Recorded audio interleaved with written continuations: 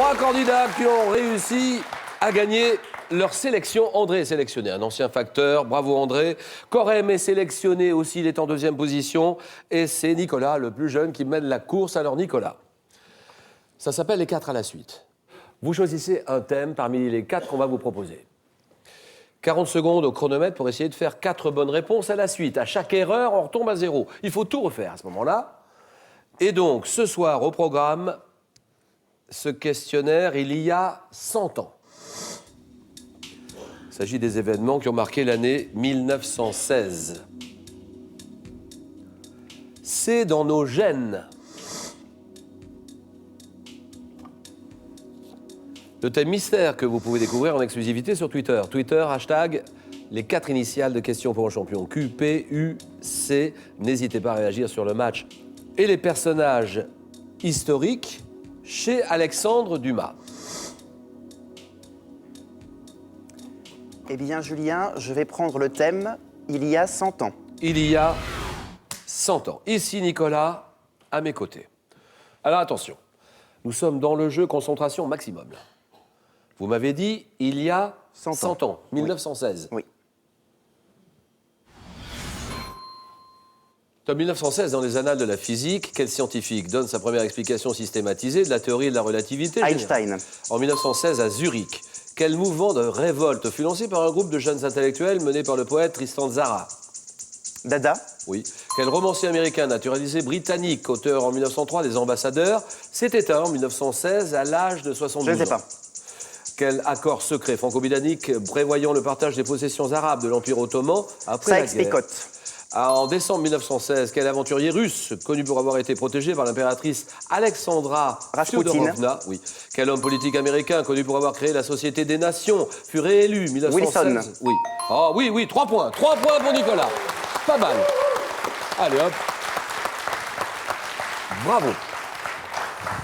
Homme politique américain, connu pour avoir créé la SDN, Société des Nations, qui fut réélu en 1916 à la présidence des États-Unis, Thomas Woodrow Wilson. Romancier américain naturalisé britannique, auteur en 1903 des Ambassadeurs, qui s'est éteint en 1916 à l'âge de 72 ans, Henry James. 3 points. Corem, c'est à nous. Le thème mystère, c'est dans nos gènes. Personnages historiques chez Alexandre Dumas. Ouais, je vais prendre personnage historique chez Alexandre Dumas. D'accord. Allez, Corem, à mes côtés. Là aussi, Corem, qui a vraiment marqué l'histoire du jeu 28 ans. Vous le savez très bien. Vous faites toujours les tournois un peu partout avec les clubs? Oui, je fais des tournois. Oui, j'en ai gagné quelques-uns. Prêt, Corem, on peut y aller? Oui, allons-y. Chronomètre. Dans les 3 mousquetaires, quel cardinal veut nuire à Anne d'Autriche en suggérant qu'elle porte au bal les ferrets? Richelieu. Dans le roman intitulé Acté, de quel empereur romain, fils d'Agrippine, Alexandre Dumas raconte-t-il la mort en 68? Néron. Dans La Tulipe Noire, quel prince de Hollande fait le bonheur des 2 héros en leur remettant le prix donné par la création de cette tulipe? Guillaume de Nassau. Dans La Route de Varennes, quel maître de poste de Saint-Ménéhould ou de Sainte-Ménéhould le reconnaît Louis XVI et le fait arrêter? Drouet. Oh, oui. Oui, ça c'est beau. Parce qu'on avait une petite peur quand même. Hein. On n'est jamais à l'aise au départ. Hein. On n'est pas à l'aise. Oui. On est d'accord. Jean-Baptiste Drouet, bravo Corem.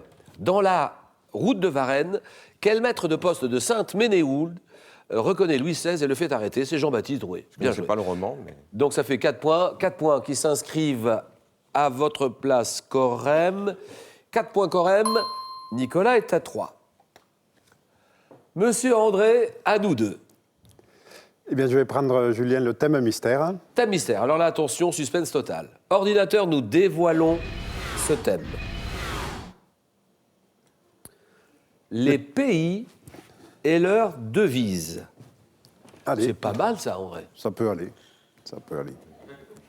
75 500 €. La plus grosse cagnotte en 28 ans. Question pour un champion. Oui. André, concentration, là, maintenant. Parce que là, on joue un grand moment de jeu. Vous m'avez dit thème mystère. Thème mystère. Ça tombe sur les pays et leur devise. C'est ça.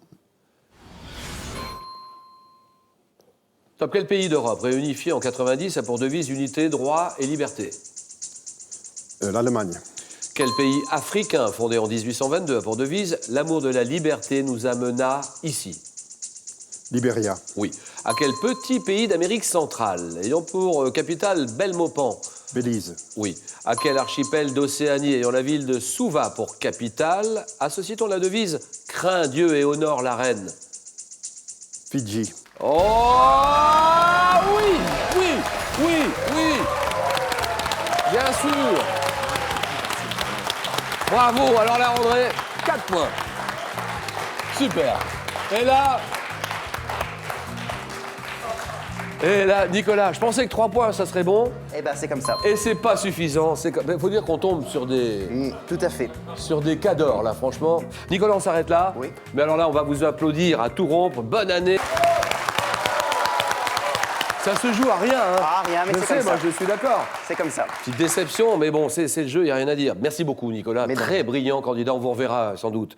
Et alors maintenant, mes amis, Corem est dans cette première finale. André est dans cette première finale aussi. Lequel des deux affrontera Christophe? On va le savoir dans un moment. Le match, le choc, le jeu.